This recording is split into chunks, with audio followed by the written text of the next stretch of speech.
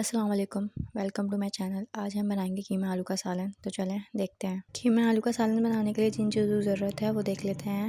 یہ 4 medium size کی پیاز لی تھی میں نے، اسے ہم نے کٹ کر کے رکھ لیا ہے۔ اس کے علاوہ آدھا کلو قیمہ ہے، اسے ہم نے اچھے سے واش کر کے رکھ لیا ہے۔ اس کے علاوہ 2 میڈیم سائز کے ٹماٹر کٹ کر کے رکھ لیے ہیں اور 5 سے 6 ثابت والی ہری مرچیں۔ 3 میڈیم سائز کے آلو لیے تھے، وہ کٹ کر کے رکھ لیے ہیں۔ ہاف پیالی ہرا دھنیا ہے، اسے باریک چاپ کر کے رکھ لیں گے۔ 1 ٹیبل اسپون بھر کے ادرک لہسن کا پیسٹ، ثابت گرم مسالہ ہے جس میں کالی مرچ، لونگ، دال چینی کی اسٹک، بڑی الائچی، تیز پتہ اور 1 ٹیبل اسپون زیرہ ہے۔ اس کے علاوہ 1 ٹیبل اسپون جو ہے کسوری میتھی، 1 ٹیبل اسپون بھر کے پیسی لال مرچ، ہاف ٹی اسپون ہلدی، 1 ٹیبل اسپون پیسا گرم مسالہ اور 1 ٹیبل اسپون دھنیا اور 1 ٹیبل اسپون نمک۔ اس کے علاوہ کوکنگ آئل لیا ہے ہاف کپ۔ چلیں اب سب سے پہلے ہم جو ہے قیمے کو گلا لیں گے، جس کے لیے ہم نے ایک کڑھائی لی ہے۔ اب ہم اس کے اندر اپنا جو قیمہ واش کر کے ہم نے رکھا تھا وہ اس کے اندر ایڈ کر دیں گے۔ قیمہ اب ہم نے اس کے اندر ڈال دیا۔ اب ہم اس کے اندر جو ہم نے پیاز کٹ کر کے رکھی تھی، آپ کو دکھائی تھی 4 میڈیم سائز کی پیاز تھی، تو اس میں سے ایک جو ہے ہم تقریباً اس کے اندر ایڈ کر دیں گے قیمے کے اندر۔ پیاز ایڈ کرنے کے بعد ہم اس کے اندر ہاف ٹی اسپون ہلدی ایڈ کریں گے اور ہاف ٹی اسپون ادرک لہسن کا پیسٹ اس کے اندر ایڈ کر دیں گے۔ یہ تینوں چیزیں ایڈ کرنے کے بعد ہم اسے اچھے طریقے سے قیمے میں مکس کر لیں گے اور اسے گلنے کے لیے چھوڑ دیں گے۔ قیمہ اپنا پانی ریلیز کرے گا اور اسی میں ہی یہ پک کر ریڈی ہو جائے گا۔ جب تک ہمارا قیمہ گل رہا ہے، دوسری طرف ہم پتیلے کے اندر کوکنگ آئل ایڈ کر دیں گے اور اسے گرم ہونے دیں گے۔ یہ دیکھیں جب ہمارا کوکنگ آئل تھوڑا سا گرم ہو جائے گا تب ہم اس کے اندر اپنے ثابت گرم مسالے لیے تھے وہ سب اس کے اندر ایڈ کر دیں گے اور اسے تھوڑا بہت فرائی کر لیں گے۔ دیکھیں اب ثابت گرم مسالے جو ہے ہمارے تھوڑا بہت فرائی ہو چکے ہیں۔ اب اس کے اندر ہم جو ہے اپنے پیاز ایڈ کر دیں گے۔ پیاز ایڈ کرنے کے بعد ہم اسے آئل میں اچھے سے مکس کر لیں گے اور پیازوں کو ہم اتنا فرائی کریں گے جب تک ہمارے پیاز جو ہیں وہ گولڈن براؤن نہ ہو جائیں۔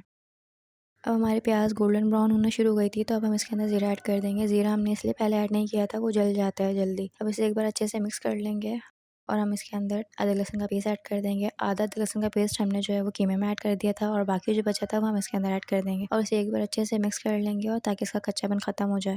ادرک لہسن کا پیسٹ جب بھن جائے تب ہم اس کے اندر جو ہم نے 2 میڈیم سائز کے ٹماٹر لیے تھے وہ ایڈ کر دیں گے۔ ٹماٹروں کو ایڈ کر کے اسے بھی اچھے سے مکس کر لیں گے۔ ٹماٹروں کو مکس کرنے کے بعد ہم اس کے اندر تمام اسپائسیز ایڈ کر دیں گے۔ تمام مسالے ڈال کر اسے ایک بار اچھے سے مکس کر لیں گے۔ مسالوں کو مکس کرنے کے بعد ہم اس کے اندر ہاف کپ پانی ایڈ کریں گے تاکہ ہمارے جو ٹماٹر ہیں وہ بھی سافٹ ہو جائیں اور مسالے بھی اچھے سے بھن جائے۔ پانی ایڈ کرنے کے بعد ہم اسے 5 منٹ تک ڈھک کر رکھ دیں گے تاکہ ہمارا مسالہ اچھے سے بھن کر تیار ہو جائے۔ 5 منٹ ہو چکے ہیں، اب ہم اپنے مسالے کو چیک کر لیتے ہیں۔ یہ دیکھیں آئل جو ہے وہ سیپریٹ ہو چکا ہے، مسالہ اچھے سے بھن چکا ہے۔ اس کی پہچان یہی ہے کہ ہمارا آئل جو ہے وہ سیپریٹ ہو جاتا ہے اور ٹماٹر بھی اچھے سے سافٹ ہو گئے ہیں۔ اب ہم نے جو آپ کو سب سے پہلے دکھایا تھا قیمہ، یہ دیکھیں اس کا پانی ڈرائی ہو گیا ہے۔ اب ہم اس کے اندر اس کو مسالے کے ساتھ اچھے سے مکس کر لیں گے۔ قیمے کو مسالے میں اچھے سے مکس کرنے کے بعد ہم نے جو اپنے آلو کٹ کر کے رکھے تھے وہ آلوؤں کو ہم جو ہے قیمے کے اندر ایڈ کر دیں گے۔ آلوؤں کو ایڈ کرنے کے بعد اسے بھی قیمے کے ساتھ ایک بار ملا لیں گے اچھے سے۔ اب ہم اس کے اندر پانی ایڈ کریں گے۔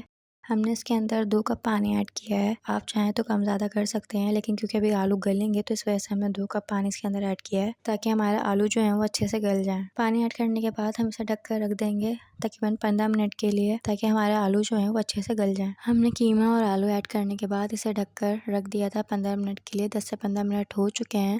اب ہم جو ہے اپنے آلو کو چیک کر لیتے ہیں کہ وہ کتنے گلے ہیں۔ تو یہ دیکھیں آلو کو ہم توڑ کے چیک کر لیتے ہیں اور آلو جو ہے وہ ٹوٹ گیا ہے، اس کا مطلب یہ گل چکا ہے۔ چلیں اب ہمارے آلو تو گل گئے تھے۔ اب ہم اس کے اندر 5 سے 6 ہری مرچیں جو ہم نے لی تھی ثابت والی، اس میں سے بیچ میں ہم نے کٹ لگا لیا تھا وہ اس کے اندر ڈال دیں گے اور ہرا دھنیا جو ہم نے چاپ کر کے رکھا تھا وہ بھی ہم نے اس کے اندر ڈال دیا ہے۔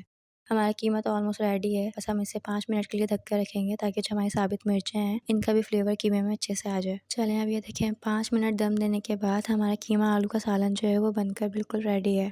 قیمہ آلو کے سالن کو ڈش آؤٹ کر لیا ہے، یہ اس کے فائنل لک۔ اگر آپ کو یہ ریسیپی اچھی لگی تو میرے چینل کو سبسکرائب کریں اور شیئر کریں۔ ملتے ہیں نیکسٹ ویڈیو میں۔ اللہ حافظ۔ I remember the days, always at the same place, the same people,